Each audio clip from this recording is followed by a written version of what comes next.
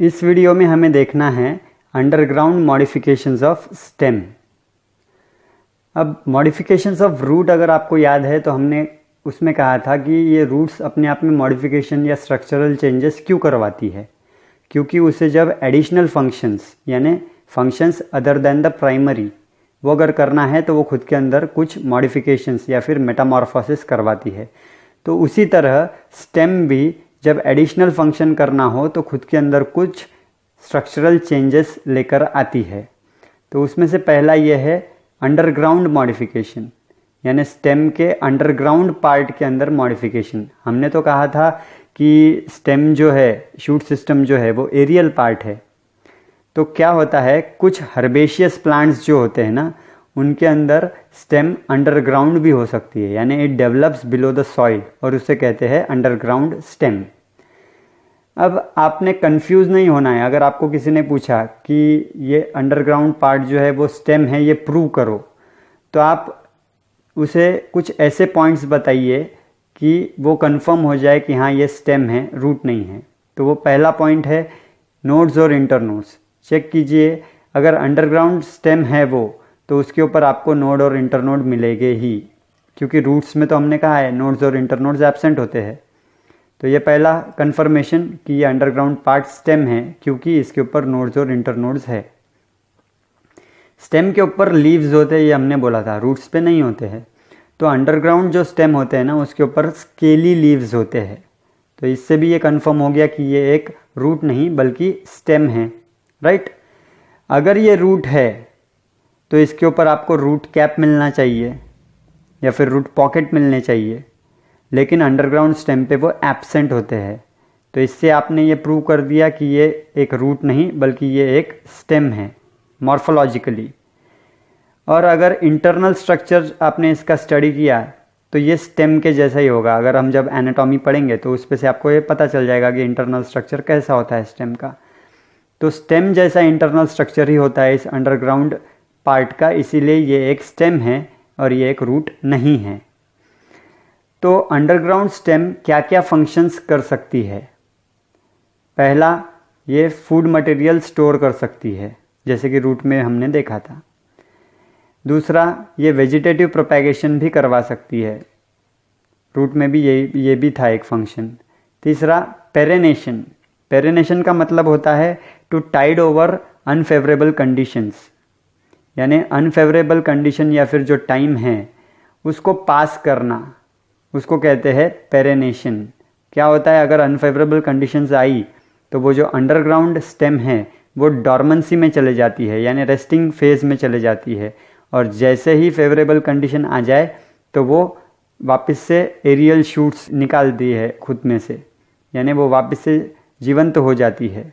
तो उसे ही कहते हैं पेरेनेशन, यानी अनफेवरेबल कंडीशन को पास करना। तो अब ये अंडरग्राउंड स्टेम मॉडिफिकेशंस कौन से है? पहला है राइजोम, दूसरा है ट्यूबर, तीसरा है बल्ब और चौथा है कॉर्म। तो हमें देखना है राइजोम। राइजोम ये एक अंडरग्राउंड स्टेम है। ये दिखती कैसी है? तो ये थिक है, ब्राउनिश है, डॉर्सीवेंट्रल है और प्रोस्ट्रेट है। प्रोस्ट्रेट का मतलब ये ग्रो करती है along the soil surface. Usually ये हॉरिजॉन्टली ही ग्रो करती है, राइट। अब इसके अंदर आपको पूरे कैरेक्टर्स दिखेंगे स्टेम के, तो यू कैन ईजिली से कि ये एक रूट नहीं, ये एक स्टेम है, क्योंकि इसमें नोड है, इंटरनोड है, स्केली लीव्स है, टर्मिनल और एसेसरी बड्स है, राइट। जो राइजोम्स है वो दो टाइप के हो सकते हैं, एक तो वर्टिकल या फिर हॉरिजॉन्टल।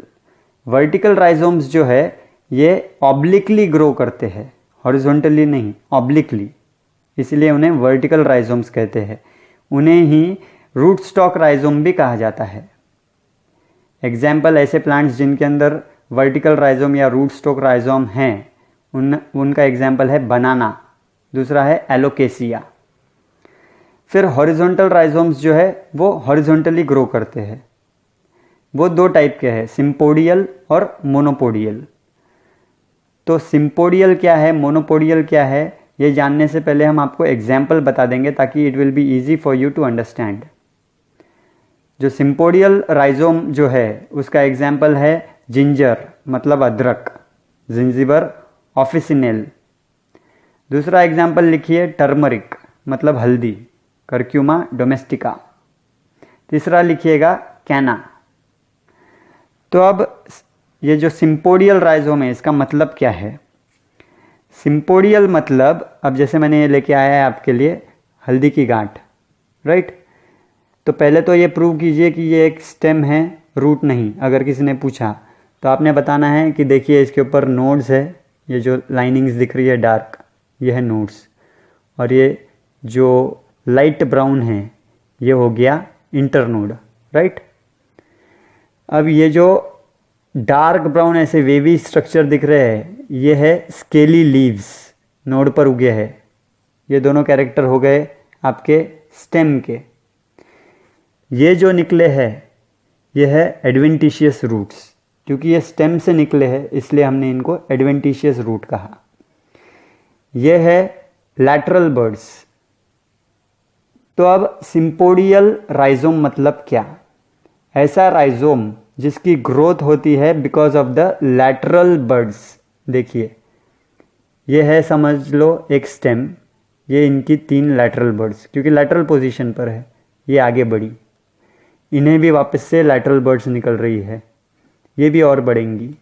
तो सिम्पोडियल राइजोम की ग्रोथ होती है because of the lateral birds, और इनका जो एक्सिस होता है, सपोज ये है एक्सिस, तो वो बना होता है हर स्टेम की पार्ट से, यानी इस स्टेम का भी पार्ट है इस एक्सिस के अंदर, इसका भी है, इसका भी है। तो जो एक्सिस है that is made from the parts of the branches.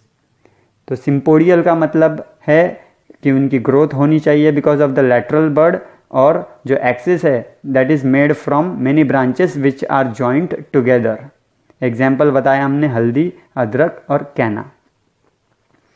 अब मोनोपोडियल राइजोम के एग्जाम्पल्स, लोटस मतलब कमल, नेलुम्बो। दूसरा है Pteris which is a fern. तीसरा है निम्फी। ये जो मोनोपोडियल राइजोम्स जो होते हैं इनकी ग्रोथ होती है by the terminal bud.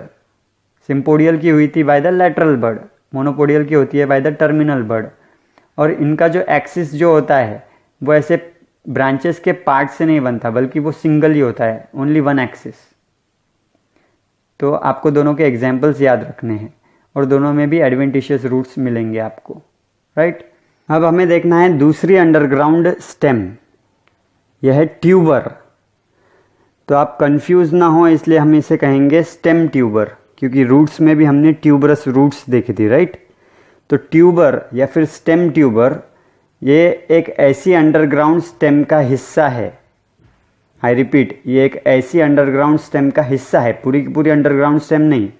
Underground stem के टिप्स या फिर एंड जो कि स्वलन होते हैं उसे कहते हैं ट्यूबर।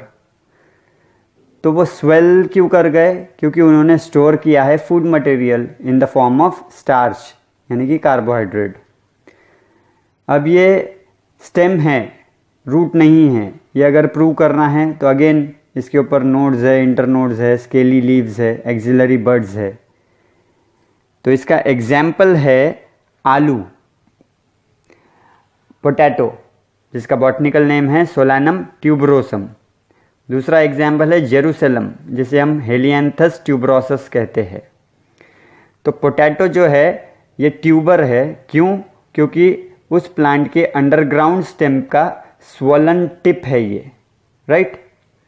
अब आपने देखा होगा कि आलू के ऊपर कुछ छोटे छोटे डिप्रेशंस मिलते हैं। ये डिप्रेशंस ही इस आलू के यानी स्टेम के नोड्स है। अब ये नोड है, ये कैसे पता चलेगा? क्योंकि अगर आपने कुछ दिन के लिए आलू को अगर ऐसे ही रखा तो इस नोड में से एक्सिलरी बर्ड्स निकलते हैं जिसे हम आई भी कहते हैं। तो इस नोड को यानी इस हिस्से को अगर आपने काट कर कभी अगर ज़मीन में डाल दिया और उसे फेवरेबल कंडीशंस मिली यानी प्रॉपर वाटर एंड टेम्परेचर, तो इसी नोड से या आई से आपको एरियल शूट्स मिलती है, यानी प्लांट यहाँ से जनरेट हो जाएगा। इसका मतलब ये वेजिटेटिव प्रोपेगेशन भी करेगा ट्यूबर, राइट। ये जो आइज होती है ना, ये स्पाइरली अरेंज्ड होती है, कोई फिक्स्ड पैटर्न नहीं होता इनका। स्पाइरली अरेंज्ड डिप्रेशंस को हम कहते हैं आइज। तो डिस्टिंक्ट होती है आइज, यानी नोड्स यहाँ पर डिस्टिंक्ट है ट्यूबर पर, इंटर नोड्स इतनी डिस्टिंक्ट नहीं होती। और इस ट्यूबर के ऊपर आपको एडवेंटिशियस रूट्स नहीं मिलेंगे कभी भी। जैसे कि हमने राइजोम में आपको बताया था कि एडवेंटिशियस रूट्स थी, लेकिन ट्यूबर पर एडवेंटिशियस रूट्स नहीं होती है। और जो ट्यूबर होता है उसके दो डिस्टिंक्ट एंड्स होते हैं। एक एंड को कहते हैं बेसल एंड, जिसे हम हील भी कहते हैं।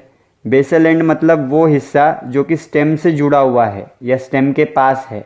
हमने कहा ना कि अंडरग्राउंड स्टेम का स्वोलन टिप मतलब ट्यूबर। तो वो जो हिस्सा आलू का या ट्यूबर का जो कि अंडरग्राउंड स्टेम से जुड़ा हुआ है उसे कहते हैं बेसल एंड या हील। और दूसरा हिस्सा यानी एंड, दूसरा एंड जो है वो है अपाइकल एंड, उसे ही रोज भी कहते हैं। तो ये अपाइकल एंड या फिर रोज जो है ना, यहाँ पर आपको नंबर ऑफ बर्ड्स यानी कि नंबर ऑफ नोड्स ज़्यादा मिलेंगे। और जो बेसल एंड होता है यहाँ पर नंबर ऑफ नोड्स कम होते हैं। तो इसका मतलब क्या है कि अगर आपने अपाइकल एंड काटकर ज़मीन में गाड़ा और पानी वगैरह दिया तो वहाँ से नंबर ऑफ एरियल शूट्स ज़्यादा निकलेंगे, क्योंकि वहाँ पर नंबर ऑफ नोड्स यानी बर्ड्स ज़्यादा है, राइट। अब तीसरा अंडरग्राउंड मॉडिफिकेशन है स्टेम का, उसे कहते हैं बल्ब। तो कोई अगर कहे कि डिफाइन बल्ब, तो आपको कहना है कि ये एक ऐसी अंडरग्राउंड कॉम्पैक्ट या फिर कंडेंस्ड स्टेम है जो कि डिस्क के आकार की है, मतलब स्फेरिकल है या फिर पायरिफॉर्म है। अब इसके एग्जाम्पल्स अगर कोई पूछे तो आपको बताना है अनियन मतलब प्याज, और एक और एक एग्जाम्पल है वो है लहसुन मतलब गार्लिक, और तीसरा है लिली। ये तीनों एग्जाम्पल्स आपको याद रखना है। आगे जब हम क्लासीफाई करेंगे बल्ब को तो इनको अलग अलग कैटेगरीज में भी डालेंगे। तो बल्ब का मतलब समझ गया, underground compact disc like stem. अब ये स्टेम क्यों है, इस पर भी है वो कैरेक्टर्स, यानी इस पर भी आपको नोड्स दिखेंगे, इंटरनोड्स दिखेंगे, बर्ड्स दिखेंगे। तो क्योंकि ये इतनी कॉम्पैक्ट है कि आप नोड्स इंटरनोड्स इजीली डिस्टिंक्ट नहीं कर पाएंगे, बट फिर भी हम लोग एक्सप्लेन करेंगे कि ये स्टेम क्यों है। तो अब देखिए, ये है प्याज यानी अनियन। यूजुअली लोग कहते हैं कि ये पूरा का पूरा ही बल्ब है, लेकिन हमने तो कहा है कि underground compact disc like area जो है वही है बल्ब। तो एक्चुअली ये प्याज के नीचे के हिस्से में जो डिस्क के जैसा एरिया है उसे ही कहते हैं बल्ब। ये देखिए, यहाँ पर एडवेंटिशियस रूट्स भी निकले हैं, क्योंकि ये स्टेम से निकले इसीलिए इस रूट्स को हमने एडवेंटिशियस कहा। तो एक्चुअली या बॉटेनिकली सिर्फ यही रीजन है जो कि बल्ब होता है। तो अगर मैंने इसको प्याज को काटा तो इसके अंदर आपको सेंट्रली प्लेस्ड अपाइकल बर्ड मिलने वाली है। सेंटर में एक बर्ड होती है जो कि अपाइकल यानी टर्मिनल पोजीशन पर है, और उसके पास में ही आपको एक्सिलरी बर्ड्स भी मिलती है। और स्केल लीव्स होते हैं जो कि अंदर के जितने भी है वो फ्लैशी और थिक होते हैं, जो कि एडिबल पार्ट है, हम जो खाते हैं that is the edible scaly leaves, जो कि थिक होती है, फ्लैशी होती है। क्यों? क्योंकि उन्होंने फूड मटेरियल स्टोर करके रखा है। और जो बाहर की होती है they are thin, papery and dry, और वो प्रोटेक्ट करती है अंदर की स्केल जो फ्लैशी लीव्स है उनको और बर्ड्स को। तो इसका मतलब तो ये हुआ कि जो अंडरग्राउंड स्टेम है यहाँ पर बल्ब डिस्क शेप, वो तो फूड मटेरियल स्टोर ही नहीं कर रही। राइजोम ने फूड मटेरियल स्टोर किया, ट्यूबर ने फूड मटेरियल स्टोर किया, पर यहाँ पर जो लीव्स है वो है फ्लैशी, उन्होंने स्टोर करके रखा है फूड मटेरियल। बल्ब ने स्टोर नहीं किया है फूड मटेरियल, राइट।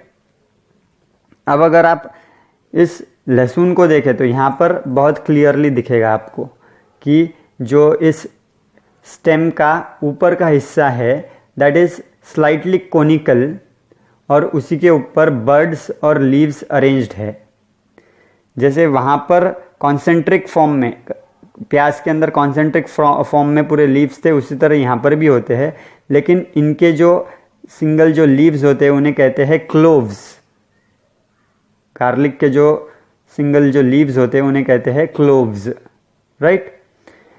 अब अगर आपने इस प्याज को काटा, अब ये हिस्सा है जिसके ऊपर बल्ब है यानी अंडरग्राउंड स्टेम है, और ऊपर का हिस्सा है जिसके ऊपर सिर्फ फ्लैशी लीव्स है।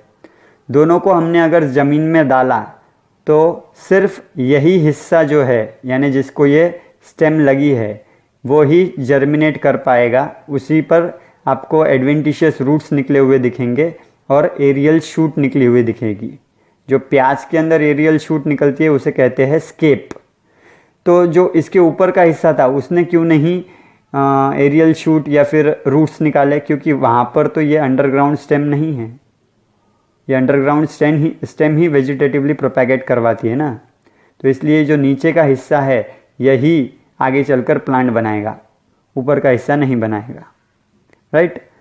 अब हमें देखना है कि ये जो बल्ब है उसका क्लासिफिकेशन कैसा होता है। तो बल्ब दो टाइप के हैं, एक है ट्यूनिकेटेड और दूसरा है नॉन ट्यूनिकेटेड। तो इसका मतलब क्या है? ट्यूनिक का मतलब होता है कवर। तो ऐसे बल्ब जो कवर्ड है पूरी तरह से उन्हें कहते हैं ट्यूनिकेटेड, और ऐसे बल्ब जो कवर्ड नहीं हैं उन्हें कहते हैं नॉन ट्यूनिकेटेड। तो ये कवर्ड किससे होंगे?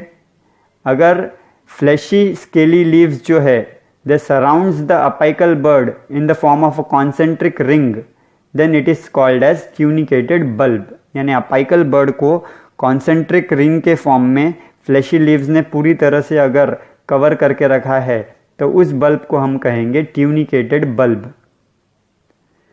और नॉन ट्यूनिकेटेड के अंदर कवर नहीं होता है, राइट। ये जो ट्यूनिकेटेड बल्ब है वो भी दो टाइप के हैं।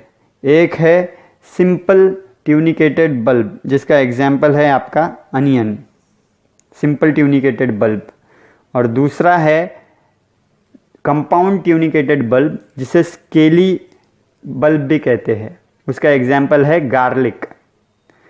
तो इसमें क्या फ़र्क है? जो सिंपल ट्यूनिकेटेड बल्ब है उसके अंदर पूरी तरह से कवर्ड होता है वो बल्ब, यानी पूरी तरह से ट्यूनिकेटेड है। देखिए यहाँ कहीं गैप नहीं मिलेगा आपको प्याज में, इसलिए इसे सिंपल ट्यूनिकेटेड बल्ब कहते हैं। वहीं अगर आपने ये गार्लिक देखा, लहसुन, तो बाहर से तो पूरी तरह से कवर रहता है, लेकिन ये पूरा अगर आपने निकाला तो अंदर से आपको दिखेगा कि ये जो स्केली बल्ब है इसके अंदर जो ये लीव्स है या क्लोव्स है, बल्बलेट्स बोलते हैं इसको, इन्होंने सिर्फ एक दूसरे को ओवरलैप करके रखा है पार्शियली बाय देयर मार्जिन्स। पूरी तरह से कवर्ड नहीं है यहाँ पर एक्सिलरी बर्ड, इसलिए इसे स्केली बल्ब या फिर इसे ही कंपाउंड बल्ब कहते हैं, कंपाउंड ट्यूनिकेटेड बल्ब।